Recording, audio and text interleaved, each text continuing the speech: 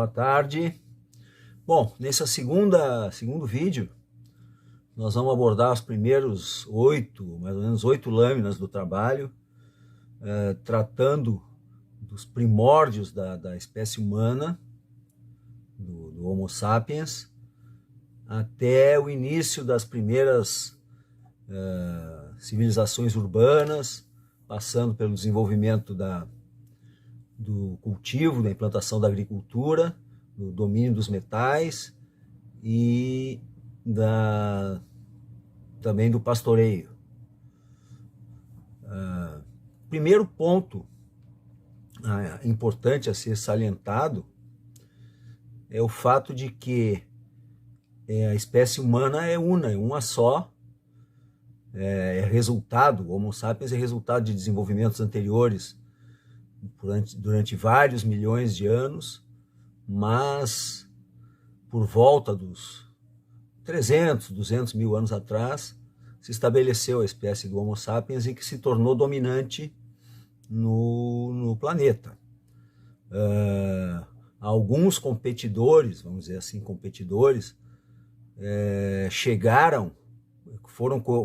foram contemporâneos durante um tempo tão próximo como que há uns 30 mil anos atrás, como foi o caso do Homo neanderthalense, que foi uma espécie que existiu durante a Idade do Gelo, boa parte da Idade do Gelo, na Eurásia, né?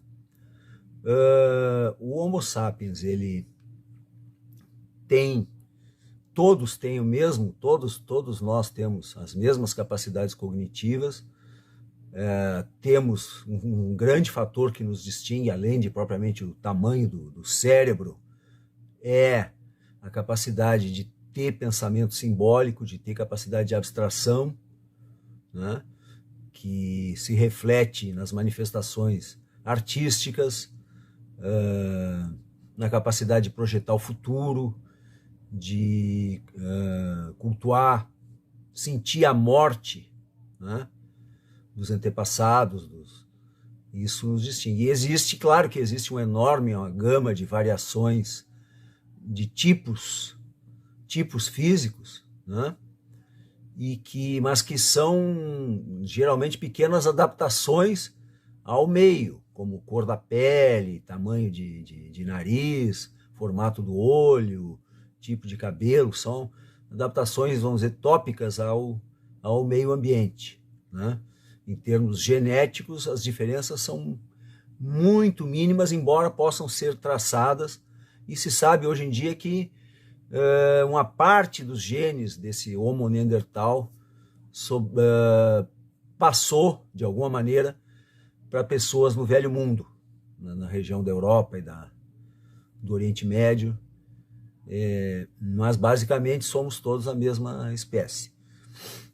Sobre essa evolução humana, um livro bastante interessante, pequeno, mas que dá uma ideia muito boa, esse do Richard Leakey, que é um antropólogo, que é da mesma família que descobriram lá no Quênia, ele é queniano também, que descobriram aquele fóssil do Australopiteco da Lucy, né?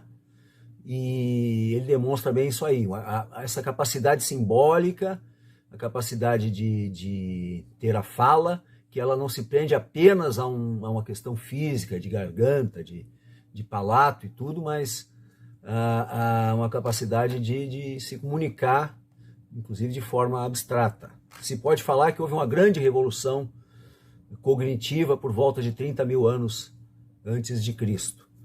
Sobre os nossos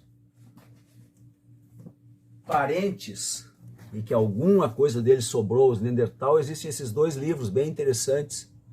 Um do antropólogo espanhol, o Arzuaga, Colar de Neandertal, onde ele chega a explorar inclusive uma parte lança dúvidas sobre quanto de capacidade simbólica e tudo, através de alguns artefatos, os nossos parentes Neandertal tinham, mas chega também basicamente a essa conclusão. O que fez o Homo sapiens se predominar foi essa capacidade de abstração maior. E esse é um outro livro também sobre os Neandertal, bem interessante. Passado este ponto, cabe salientar o seguinte: o Homo sapiens surgimos, vamos dizer, no interior da África, a espécie humana moderna, e se espalhou mundo afora, em vários lugares, sobrepujando por seleção espécimes anteriores, chegando por volta de 50 mil antes de Cristo, se chegou na Austrália e foi a população mais antiga que se assentou, os aborígenes, ficando isolada do resto da humanidade, tanto quanto se sabe, até a chegada dos europeus, lá do James Cook na Austrália. A transposição para a América teria se dado por volta de 20 mil anos antes do momento atual, aproveitando um momento da glaciação, onde a passagem do Estreito de Bering, o nível do mar caiu, né? E em cerca de 5 mil anos a espécie humana conseguiu se estabelecer em todo o continente americano, como pode ser visto por sítios arqueológicos no sul andino, no sítio de Monte Verde, no Chile. Ponto importante: a história, a evolução, assim como a evolução dos animais, a evolução humana, ela não é finalística, ela não tem um rumo pré-determinado, não se destina a alguma coisa como melhorar, né? Simplesmente são reações a pressões do meio e adaptações genéticas que favorecem ou desfavorecem determinadas espécies. E dentro da espécie humana, os modos de vida que vão desde das sociedades que vivem da caça e coleta e não produzem alimentos, vivem em áreas espalhadas, até o homem urbano, pós-industrial atual, são modos de vida, são adaptações, são pessoas que têm a mesma capacidade cognitiva, são respostas diferentes ao meio, mas que também se realimentam da cultura, não? É um processo biológico muito mais cultural do que biológico. Isso é um ponto importante a destacar. Não existe como os europeus pensavam, como decorrência das teorias do Darwin, que era uma evolução para chegar no homem europeu do século XIX, da Revolução Industrial, cristão, do liberalismo, da democracia formal, da ciência. Não é isso. Não é assim que...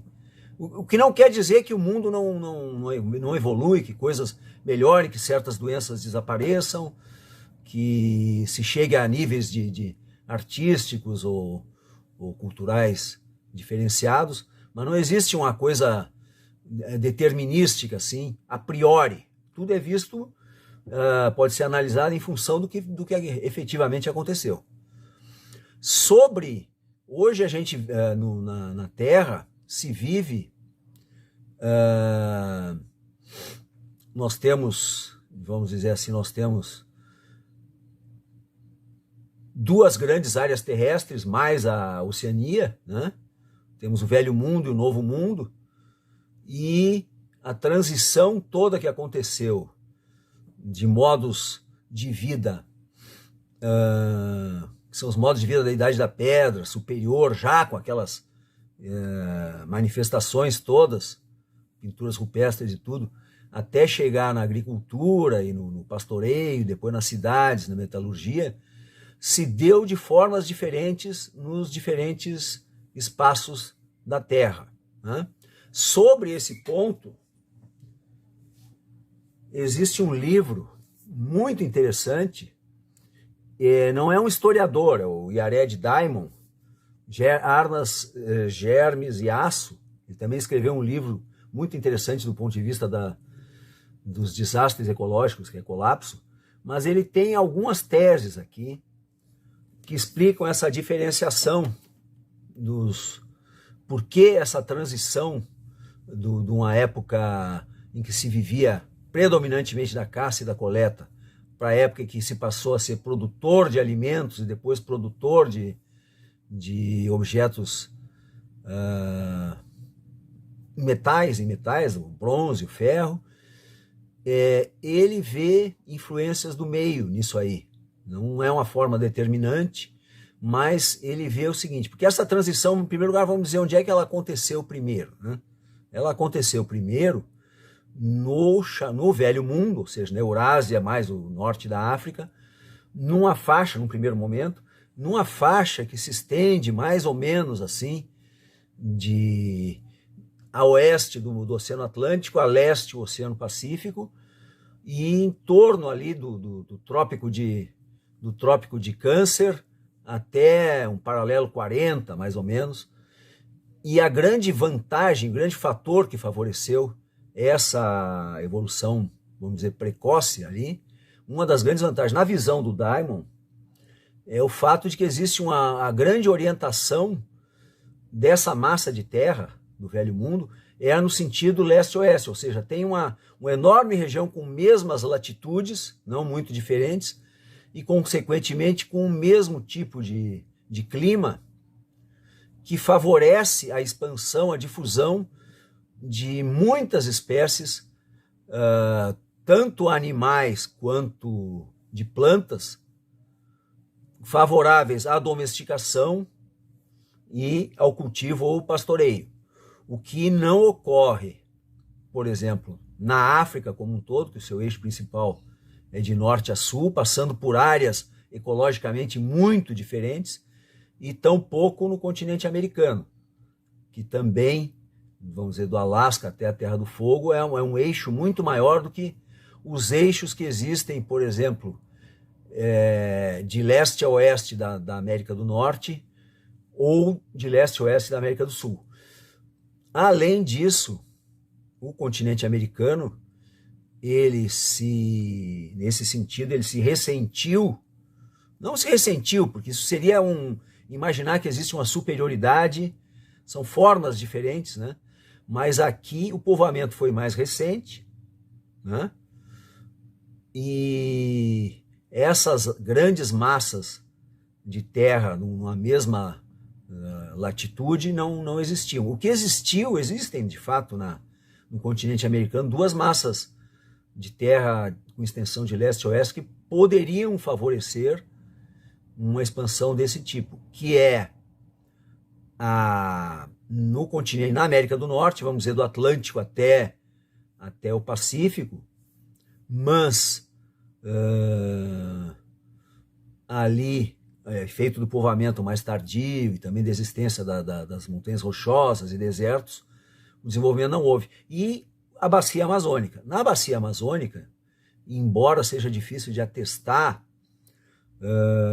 arqueologicamente tudo, porque é uma região de clima muito quente e úmido, houve um desenvolvimento bastante precoce de culturas, de agricultura, de plantas domesticadas, e que acredita-se que foi a partir da Amazônia que elas subiram para os Andes.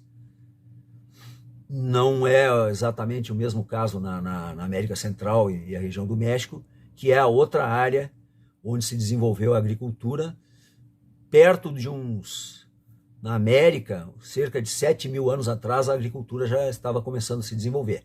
No Velho Mundo, ela se desenvolve primeiro no que se chama a região do Crescente Fértil, que abrange aqueles vales da Mesopotâmia até o vale do Nilo. O clima era diferente também na região hoje do deserto do Saara, era uma região com mais água, mais úmida, houve um desenvolvimento anterior de agricultura, e talvez tenha havido desenvolvimentos independentes, com alguma influência ou não, em épocas pouco posteriores, nos grandes vales da China, do rio Huanghe e do Yangtze, ou seja, do Amarelo do Yangtze, e também no Indo, na Índia. Com relação à África, existe um aspecto muito importante, que é o mesmo que se pode falar da América, é a praticamente inexistência de animais de grande porte que pudessem ser domesticados para uso, para fornecimento de carne ou fornecimento de leite. Inclusive na África Equatorial, a domesticação do cavalo, por causa da existência da mosca tsetse, que é vetor de um agente transmissor da doença do sono, é muito recente, foi muito prejudicada. Então, se desenvolveu. Importante voltar a dizer que não se trata de estágios evolutivos, se trata de adaptações diferentes a meios diferentes, né? Que vão ter consequências, né? De novo, então, o uso dos metais veio a se desenvolver também na região da Eurásia, primeiramente. E aí tem um ponto importante, que já desde desse momento inicial a gente tem que falar, que é a existência lado a lado, em relações de competição, às vezes conflito e cooperação de populações sedentárias, onde se firmaram os primeiros grandes impérios, que são os impérios dos vales, né?